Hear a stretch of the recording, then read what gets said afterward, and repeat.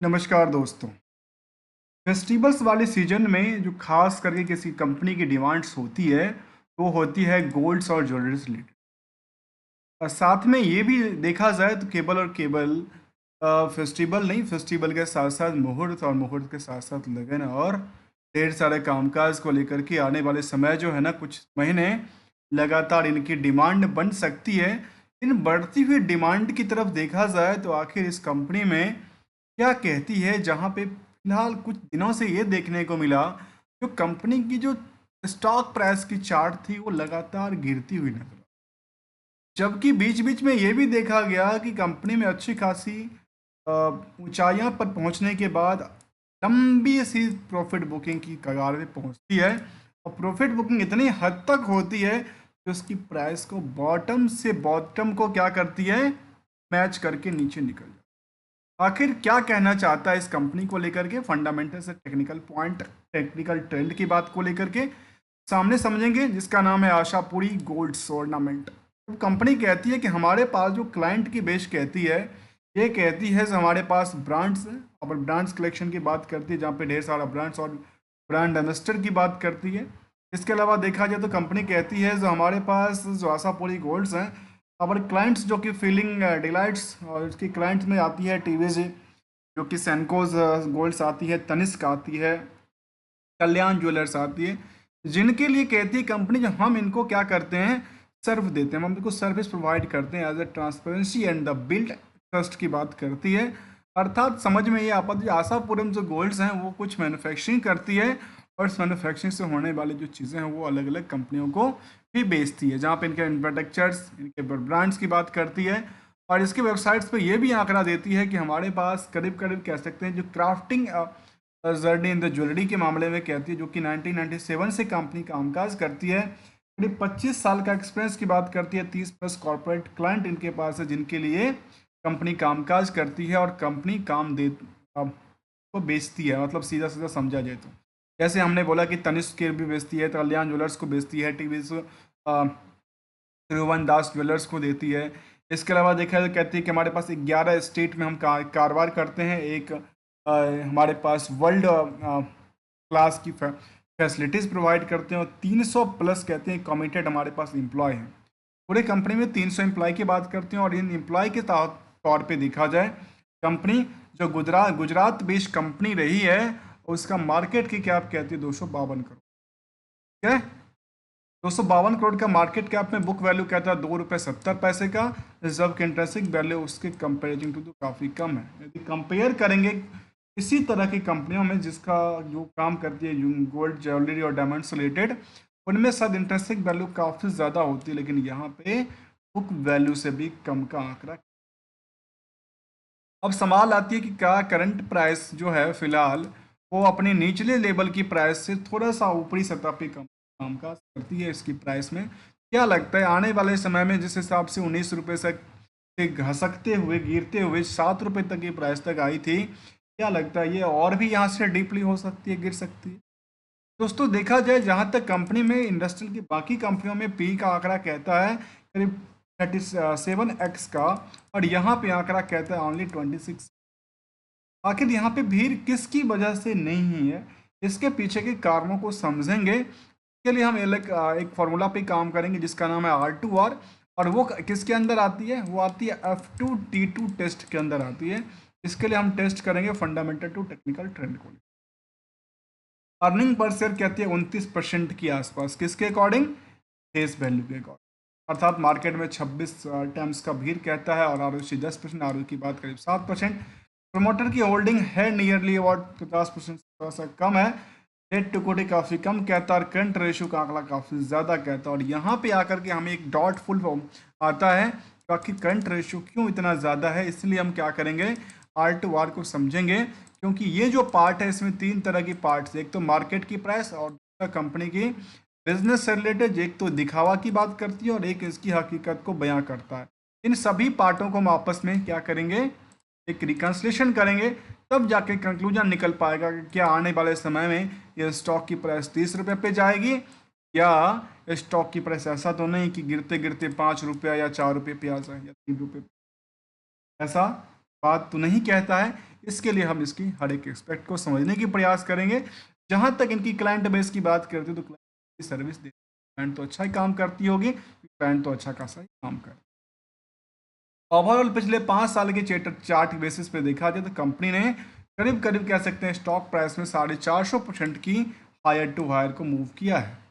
Comparison from the bottom to लेकर के top तक की। लेकिन यदि इसको इस लेवल से लेकर के इस लेवल तक का कंपेयर करके देखा जाए तो शायद ये कह सकते हैं कि यहाँ से यहाँ का जो रेंज था ना वो काफ़ी ज़्यादा रहा है, और ये भी कह सकते हैं कि यहाँ करीब करीब 600% से ज़्यादा का ऊपर सेट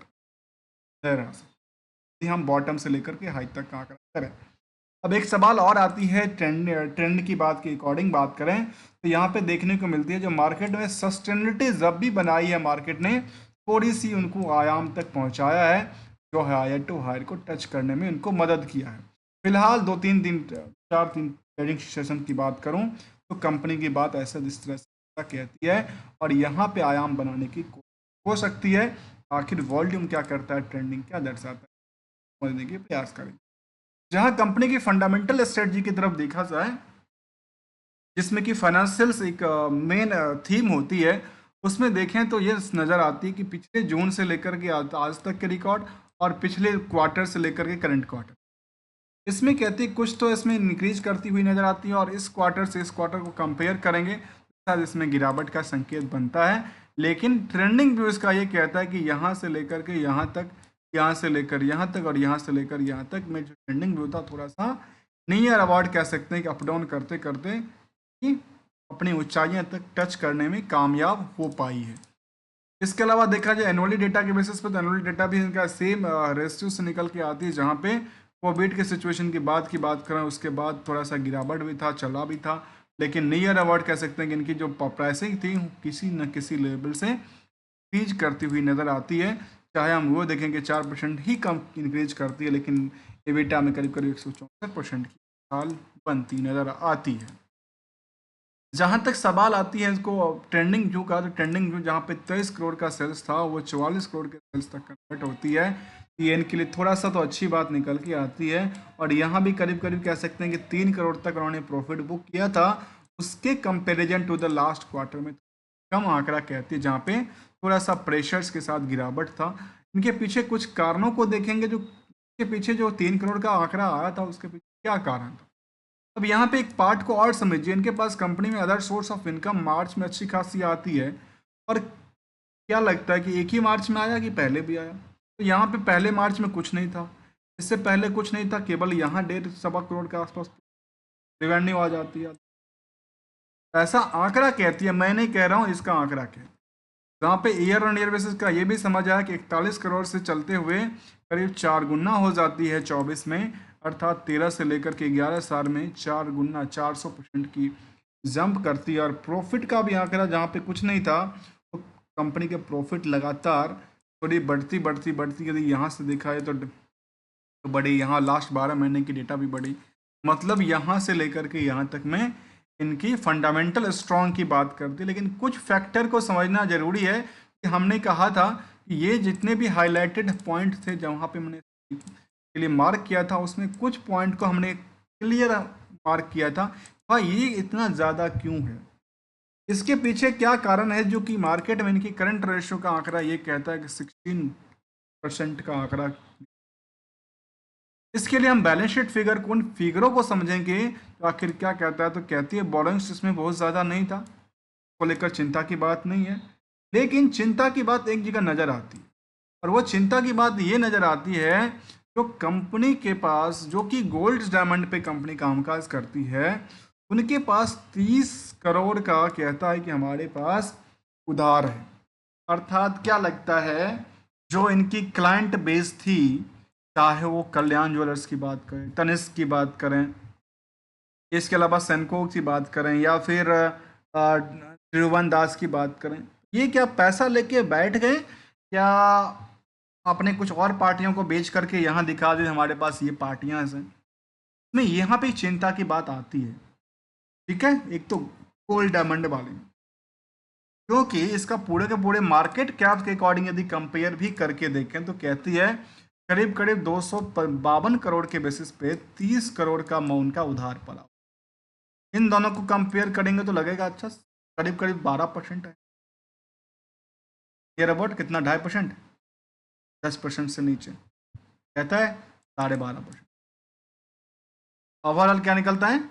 12.5% के 12%, इसका आंकड़ा कहता है। तो टोटल मार्केट कैप का 12% इनका उधार लगा हुआ है। आखिर उन्होंने सेल किसको किया, इसके लिए कुछ चीज को और समझिए, उसके बाद हम रिस्क फैक्टर को समझने के बाद देखिए।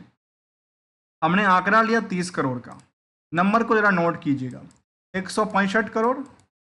और ये हो गया 30 करोड़,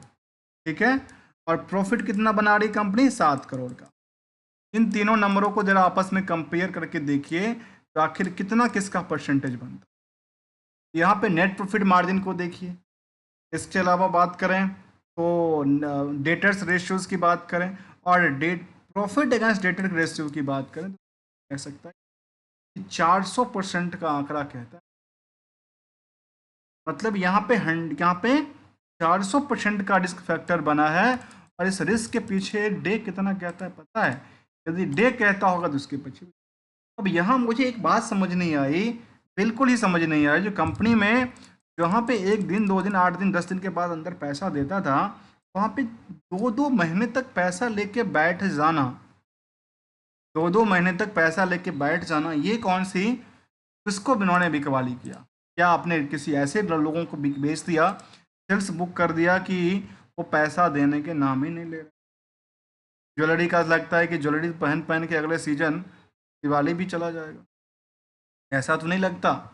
कि मान लो दुर्गा पूजा में लिया, नवरात्रि में लिया और दिवाली तक पैसा दिया ही नहीं, ऐसा बात तो नहीं है। या कुछ और सीजन में लिया और वहाँ तक पैसा अटका पड़ा। जहाँ तक सवाल बनता है, इस सवाल के पीछे यदि देखा जाए, यदि हम केवल समरी डेटा की तरफ देख लेते हैं तो कहते हैं अच्छा यहाँ तो इनमें जो है वो लगातार कैटेगरी इनका फिल करता है, अच्छा खासा ग्रो लेवल कहता है। और ये भी दर्शाता है कंपनी में यदि 5% के आसपास की एसेट्स बढ़ती है तो कहती है 30% से ज़्यादा की लायबिलिटी टूटती है, जो कि यहाँ के अकॉर्डिंग देखा जाए तो कहती है स्ट्रॉन्ग पोजीशन की बात कर, स्ट्रॉन्ग टू स्ट्रॉन्ग की बात कर रही है comparison with the previous to previous year. But जैसे ही हम इस पन्ने को खोलते हैं जिसका नाम है रेशियोज को लेकर के, डेटर्स रेशियो को लेकर, तो ये सारे के सारे रिस्क जो है ना सामने दिख जाती है, आखिर इन्होंने बिकवाली किसको। अब सवाल आता है कंपनी में जो आखिर बिकवाली के बाद क्या हुआ, कितना बिकवाली करते हैं और कितना इनका बनता है मार्केट को लेकर। इन्होंने कहा कि हमने सेल्स को लगातार इंक्रीज किया है 12% से लेकर के लास्ट 12 महीने में करीब 46% तक की हमने इंक्रीज की। जब 46% की इन्होंने इंक्रीज किया तो इनकी स्टॉक प्रॉफिट कितनी हो गई, इनकी प्रोडक्टिविटी को लेकर के 855, जबकि लगातार प्रॉफिट बढ़ती है। स्टॉक प्राइस सीजीआर में क्या हुआ, एक लगातार गिरावट हुआ, जबकि यहाँ तक कहती तो अच्छी का रिटर्न ऑन इक्विटी के बारे में कहते कि एवरेज से भी काफ़ी क्या है, लेसर देन है, लेस देन है। तो फिर इसके लिए कंक्लूजन क्या निकलता है आगे चल करके, उस पर हम कुछ पहलू पे ध्यान देते हैं और ध्यान देते ही आप समझ जाएंगे तो आखिर इसकी क्या क्या। अब कंक्लूजन की तरफ देखिए क्या हो रहा है मार्केट में। इनकी जो प्रमोटर्स हैं वो एक सस्टेन नहीं कर पा रही है। आखिर ऐसा क्या सिचुएशन थी जो पहले 62%, फिर 64%, फिर 48% और पब्लिक के पास बढ़ता गया। कौन से ऐसे प्रमोटर थे उनको बेच रहे हैं, तो कहती है इनके पास प्रमोटर्स हैं, सोनी जो नाम है इनका, उन्होंने उनके पास करीब 12% की होल्डिंग थी, 12.5 के आसपास, और वो उन्होंने पोजीशन को 3%। आखिर यहाँ पे कुछ तो चक्कर है, या तो उन्होंने और किया है या फिर इनको शिफ्ट कर। इसकी तरफ भी हम एक नज़र डाल लेते हैं क्या कहना। चलिए इसको भी हम समझ ही लेते हैं। तो आखिर कंपनी ने क्या रेस्पेक्ट किया था शेयर को लेकर, क्या राइट इशू दिया था या कुछ बोनस दिया था, किसको क्या दिया क्या नहीं दिया, कुछ ऐसा आंकड़ा की बात करें। और ध्यान देने वाली बात है दोस्तों 18 अक्टूबर को जहां बोर्ड मीटिंग होने वाली है, और बोर्ड मीटिंग में क्या डिसीजन होती है वो समझने वाली बात होगी। और यहाँ पे कॉर्पोरेट एक्शन में तौर पे कहती है कि राइट इशू लेके आई थी कंपनी। जब कंपनी राइट इशू लेके आई थी तो राइट इशू किसको दिया भाई, ऑब्वियसली क्या हुआ, आपने ऑब्जर्व नहीं किया क्या, ऐसा आंकड़ा तो नहीं था जहाँ पे राइट इशू में बेनिफिट किसको मिला, पब्लिक को मिला, और प्रमोटर ने इसको ऑब्टेन नहीं किया, तो आंकड़ा तो नहीं था, जिसकी वजह से ये देखने को मिला कि प्रमोटर के पास 48% की होल्डिंग हो गई, पब्लिक के पास 50% की होल्डिंग हो गई। एफ आई डी आई जो इस कंपनी में लगातार कुछ टाइम से बने हुए थे, उनकी पोजीशन केवल 2% से कम रह गई। मतलब कुछ तो बड़ी चिंता की बात रही होगी कंपनी में, जहाँ पे फ्रीडाज इंडियाज कुछ कंपनियां तो शामिल थी, लेकिन एक बड़ी बड़ी दिग्गज शामिल नाम निकल के नहीं आता एफ एफ डी आई की तादाद में, एफ आई की तादाद में कोई डी आई नहीं, केवल एफ आई की तादाद कहती है। पब्लिक की बात करें तो पब्लिक पब्लिक में 50% के आसपास की होल्डिंग जो है वो आम पब्लिक के लिए और आम पब्लिक के निवेशकों में यदि हम भीड़ की बात करें तो कह सकते हैं करीब 60 से 70 हज़ार की यहाँ पे भीड़ जमा है इस कंपनी में अपनी स्टॉक पैसा लगा, जबकि कंपनी में 2022 तक का आंकड़ा कहता है 1100 लोग थे, और धीरे धीरे धीरे बढ़ते बढ़ते बढ़ते कहाँ से चेंज हुआ, चेंज होता है यहाँ से 3,000 4,000 से सीधे 10,000, 10,000 से सीधे 40,000, 40 से एक के बाद 65,000 लोग भीड़ खड़ी होती है, और भीड़ खड़ी होने के बाद मार्केट ने एक नई ऊंचाइयों तक पहुंचने में इनको सहायता मिलता है। सहायता कैसे मिलता है, क्योंकि यहाँ पे ये देखा गया कि पिछले हम पूरे 2-3 साल के डेटा के बेसिस पे देखें, एवरेज प्राइस के आसपास ट्रेड करती हुई, बार बार सेम प्राइस के आसपास ट्रेड करती हुई, बार बार फिलहाल यहाँ पे, बार बार फिलहाल यहाँ पे, इनकी तो ये फैक्टर था यहाँ पे मार्केट को क्या हुआ था, ये ऊंचाइयों के बाद सीधे सपाट पे बहुत दिनों तक ट्रेड करती आई। इसके बारे में ये भी देखा गया कंपनी का, तो निवेशकों के अलावा यदि हम इन पार्टों को समझें तो कहते हैं टाइटन कंपनी, कल्याण ज्वेलर्स जो कि इनके लिए करते हैं कि हम कंपनी क्या करते हैं, हम उनको सर्विस देते हैं, तो उनका भी पीरियड्स में नाम आता है। फिर का आंकड़ा यदि चर्चा करें तो comparison to the other company यहाँ पे काफ़ी कम भीड़ का आंकड़ा कहता है टाइटन की या पेस। एनालिसिस के पार्ट में हमारे सामने कुछ फैक्ट निकल के आते हैं, और फैक्ट की बात करें तो कंपनी रिड्यूसिंग डेट की अच्छी बात है, गुड प्रॉफिट की एक्सपेक्टेशन की बात करते हैं, लास्ट अच्छी साल ग्रोथ लेवल बनाई है, लेकिन स्टॉक प्राइस के वक्त दोगुने के आसपास कंपनी कामकाज करती है। कुछ फैक्ट की तरफ देखा जाए तो खास करके उन चीज़ों को देखें जहाँ पे कंपनी की डिमेरिट बड़ी दिक्कत के साथ शो करती है कि भाई ऐसा कौन सा सिचुएशन बना जहाँ पे आपने ऐसा काम, प्रमोटर की होल्डिंग डिक्रीज हो गई 16% से ज़्यादा, आपकी समस्या क्या हुई, तो प्रमोटर अपनी पोजीशन से थोड़ा सा हिचकिचाता नजर। इसके अलावा की बात करें तो हमारे सामने सारे के सारे एंगल्स कहते हैं कि ठीक ठाक है, उसमें कोई कमी नहीं थी, लेकिन कमी केवल केवल इस बात में निकल के आई जहाँ पे डेटर्स वर्सेस का रेशियो जब निकाले, साथ में नेट प्रॉफिट मार्जिन को देखा जाए तो काफ़ी कम कहता है, और इसके अकॉर्डिंग कह सकते हैं कि आने वाले समय में इसकी प्राइस हो सकता है 5 को भी टच कर सकती है, 4 को भी टच कर सकती है, क्योंकि यहाँ पे इस तरह के सेंटिमेंटल बनते हैं